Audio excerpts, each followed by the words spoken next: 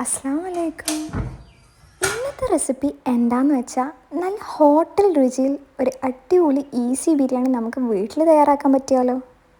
അപ്പോൾ അടിപൊളി ടേസ്റ്റോടു കൂടിയ ഈ ചിക്കൻ ബിരിയാണി എങ്ങനെ തയ്യാറാക്കാൻ നമുക്ക് നോക്കാം. ഈ വീഡിയോ കണ്ടു കഴിഞ്ഞാൽ നിങ്ങൾ ഒരിക്കലും പറയില്ല ബിരിയാണി ഉണ്ടാക്കാൻ കുറേ സമയമാണെന്ന്. അത്രയ്ക്ക് സിമ്പിൾ റെസിപ്പിയാണ്. അപ്പോൾ ഇവിടെ ഏകദേശം 1 കിലോ അരിയാണ് നമ്മൾ എടുത്തിട്ടുള്ളത്. കൈമ റൈസാണ് ഞാൻ അവിടെ എടുത്തിട്ടുള്ളത്. കൈമ റൈസ്, ബിരിയാണി റൈസ് ഇതൊക്കെ നിങ്ങൾക്ക് എടുക്കാം കേട്ടോ. ഇതിലേക്ക് പിന്നെ നമുക്ക് ആവശ്യമുള്ളത് 1 കിലോ ചിക്കനാണ്. ഇത് ഏകദേശം ഒരു 1.25 കിലോ ഉണ്ട് കേട്ടോ. ഇതിൽ കാണിക്കുന്ന സൈസിലാണ് മുറിച്ചെടുക്കേണ്ടത്. പിന്നെ ചെറുതും വലുതുമായിട്ട് ഏകദേശം 7 ഉള്ളിയാണ് ഞാൻ അവിടെ എടുത്തിട്ടുള്ളത്. ഇനി ഇത് നൈസാക്കി അരിഞ്ഞെടുക്കണം. ഉള്ളി മൊത്തം ഇവിടെ അരിഞ്ഞെടുത്തിട്ടുണ്ട്. ഒരു 2-3 ഇഞ്ചിയും ഒരു 15-20 വെളുത്തുള്ളിയും കൂടി എടുത്തിട്ടുണ്ട്. അത് ഇതേപോലെ നമുക്ക് മുറിച്ചെടുക്കാം. എന്നിട്ട് നമുക്ക് നല്ലതുപോലെ ചതച്ചെടുക്കാം. നല്ലവണ്ണം ഇവിടെ ചതച്ചെടുത്തിട്ടുണ്ട്. ഇനി ഒരു 4 പച്ചമുളകാണ് ഇവിടെ എടുത്തിട്ടുള്ളത്. അത് ഇതേപോലെ നമുക്കൊന്ന് കീറിക്കൊടുക്കാം. അടുത്തത് ഒരു 3 തക്കാളിയാണ് ഇവിടെ എടുത്തിട്ടുള്ളത്. വലുതാണെങ്കിൽ നമുക്ക് 2 എണ്ണം മതി കേട്ടോ. നല്ല നൈസാക്കിയിട്ട് നമുക്ക് അരിഞ്ഞെടുക്കാം. ഇനി നമുക്ക് അരി നല്ലതുപോലെ കഴുകിയെടുക്കാം. അതിനുശേഷം നമുക്ക് കുറച്ച് നേരം വെള്ളത്തിൽ ഇട്ട് വെക്കാം. 10 മിനിറ്റ് ഇട്ട് വെച്ചാൽ മതി, അതിൻ്റെ കൂടുതൽ ഇട്ട് വെക്കേണ്ട ആവശ്യമില്ല. അടുത്തത് കഴുകി വൃത്തിയാക്കി വെച്ചിട്ടുള്ള ചിക്കൻ നമുക്കൊരു പാത്രത്തിലേക്ക് ഇങ്ങനെ വെച്ചുകൊടുക്കാം. നിരത്തി വെക്കണം. കൂടെ തന്നെ നമ്മൾ നേരത്തെ അരിഞ്ഞു വെച്ച ഉള്ളിയും കൂടിയും ചേർത്ത് കൊടുക്കാം. ഈ അരിഞ്ഞു വെച്ചിട്ടുള്ളതിൻ്റെ പകുതിയാണ് നമ്മളിവിടെ ഇട്ട് കൊടുക്കുന്നത്. തക്കാളി അരിഞ്ഞു വെച്ചത് ഇട്ട് കൊടുക്കാം. കീറി വെച്ച മുളകും കൂടിയും ഇട്ട് കൊടുക്കാം. ചതച്ച് വെച്ചിട്ടുള്ള ഇഞ്ചിയും വെളുത്തുള്ളിയും കൂടിയും ഇട്ട് കൊടുക്കാം. 1 ടേബിൾ സ്പൂൺ നാരങ്ങ നീര് ഇട്ട് കൊടുക്കാം. കുറച്ച് കറിവേപ്പിലയും കൂടിയും ഇട്ട് കൊടുക്കാം. 1/2 ടീസ്പൂൺ മഞ്ഞൾപ്പൊടി ഇട്ട് കൊടുക്കാം. 1 ടേബിൾ സ്പൂൺ മുളക് പൊടി ഇട്ട് കൊടുക്കാം. 1.5 ടേബിൾ സ്പൂൺ മല്ലിപ്പൊടി ഇട്ട് കൊടുക്കാം. ഒരു 1/2 ടീസ്പൂൺ ഗരം മസാല ഇട്ട് കൊടുക്കാം. മല്ലിച്ചപ്പ് ചെറുതാക്കി അരിഞ്ഞത് ഇട്ട് കൊടുക്കാം. 1 ടേബിൾ സ്പൂൺ തൈര് ഇട്ട് കൊടുക്കാം. ആവശ്യത്തിനുള്ള ഉപ്പും കൂടി ഇട്ട് കൊടുക്കാം. ഇനി കൈ വെച്ച് നല്ലവണ്ണം നമുക്ക് മിക്സ് ചെയ്തെടുക്കാം. ഇതേപോലെ വീട്ടിൽ എളുപ്പത്തിൽ ബിരിയാണി നല്ല രുചിയോടെ നമുക്ക് ഉണ്ടാക്കാം. ഈ റെസിപ്പി നിങ്ങൾ ഈ വീഡിയോയിൽ കാണുന്ന പോലെ അതേപോലെ ചെയ്താൽ നിങ്ങൾക്ക് നല്ല ടേസ്റ്റി ആയിട്ട് ബിരിയാണി ഉണ്ടാക്കാം. അതും കുറച്ച് സമയം കൊണ്ട്. വീട്ടിൽ ഗസ്റ്റുകളൊക്കെ വന്നു കഴിഞ്ഞാൽ പെട്ടെന്ന് നമുക്ക് ഇതേപോലെ ടേസ്റ്റി ആയിട്ട് ഉണ്ടാക്കാം. ഇത് നമുക്കൊരു മലപ്പുറം കോഴിക്കോട് സൈഡ് ബിരിയാണി ആയിട്ടാണ് കിട്ടുക. അപ്പം നിങ്ങൾ ഇതേപോലെ ഉണ്ടാക്കിയിട്ട് എന്തായാലും ഒന്ന് ട്രൈ ചെയ്ത് നോക്കുക. നല്ല അടിപൊളി ടേസ്റ്റാണ്. പെട്ടെന്ന് ഉണ്ടാക്കുകയും ചെയ്യാം. ചിക്കൻ പൊരിക്കുകയൊന്നും ചെയ്യാണ്ട് പെട്ടെന്ന് ഉണ്ടാക്കാൻ പറ്റിയ ബിരിയാണിയാണ്. നന്നായിട്ട് ഇവിടെ മസാല ഒക്കെ കൂട്ടി നമ്മൾ നല്ലപോലെ മിക്സ് ചെയ്തെടുത്തിട്ടുണ്ട്. ഇനി അരി വേവുന്നത് വരെ നമുക്കിതൊന്ന് റെസ്റ്റ് ചെയ്യാൻ വെക്കാം.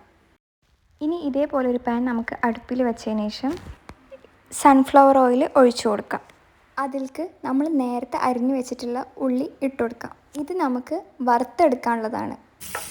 നല്ലതുപോലെ വറുത്തെടുക്കാം. ഒരു ബ്രൗൺ ഷെയ്ഡ് ആവുന്നത് വരെ വറുത്തെടുക്കാം.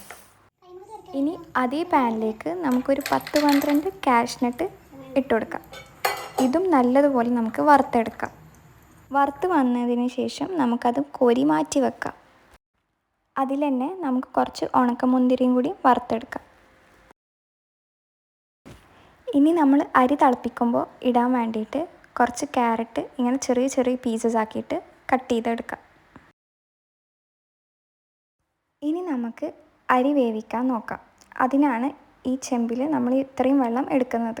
അതിലേക്ക് നമുക്കൊരു ടേബിൾ സ്പൂൺ എണ്ണയും കൂടി ഒഴിച്ചു കൊടുക്കാം. ഒരു 4-5 ഏലക്കായ് ഇട്ട് കൊടുക്കാം. ഒരു 2 ബേ ലീഫ് ഇട്ട് കൊടുക്കാം. ഒരു 5-6 ഗ്രാമ്പു ഇട്ട് കൊടുക്കാം. ആവശ്യത്തിനുള്ള ഉപ്പും കൂടി ചേർത്ത് കൊടുക്കാം. നമ്മൾ നേരത്തെ അരിഞ്ഞു വെച്ചിട്ടുള്ള ക്യാരറ്റും കൂടിയും ഇട്ട് കൊടുക്കാം.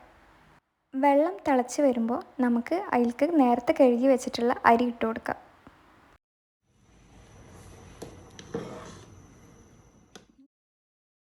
നേരത്തെ നമ്മൾ വറുക്കാൻ വേണ്ടി ഉപയോഗിച്ചിരുന്ന എണ്ണ ഈ ചിക്കനിലേക്ക് നമുക്ക് ചേർത്ത് കൊടുക്കാം.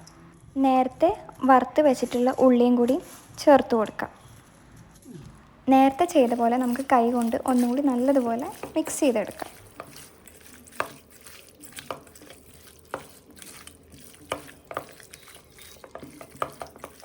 അരി വെന്ത് വരുന്ന ടൈമിൽ നമുക്ക് ചിക്കൻ വേവിക്കാൻ വെക്കാം.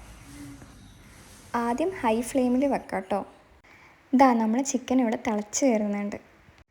നമുക്ക് മസാലയൊക്കെ ഒന്ന് ഇളക്കി യോജിപ്പിച്ചെടുക്കാം.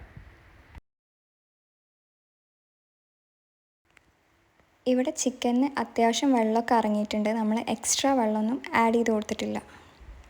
ഈ ഒരു ടൈമിൽ തന്നെ നമ്മൾ അരി ഇവിടെ വെന്ത് കിട്ടിയിട്ടുണ്ട്. അപ്പോൾ നമുക്കത് ഊറ്റിയെടുക്കാം. ഇനി നമുക്ക് ദം ഇടുന്ന പരിപാടിക്ക് കിടക്കാം. നമ്മൾ നേരത്തെ ചിക്കൻ വേവിച്ച ആ സ്റ്റോക്ക് നമുക്ക് കുറച്ച് ഇതിലേക്ക് ഒഴിച്ചു കൊടുക്കാം.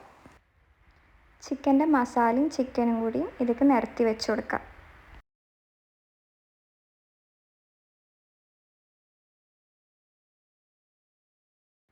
അടുത്ത ലെയറായിട്ട് നമുക്ക് ചോറിട്ട് കൊടുക്കാം.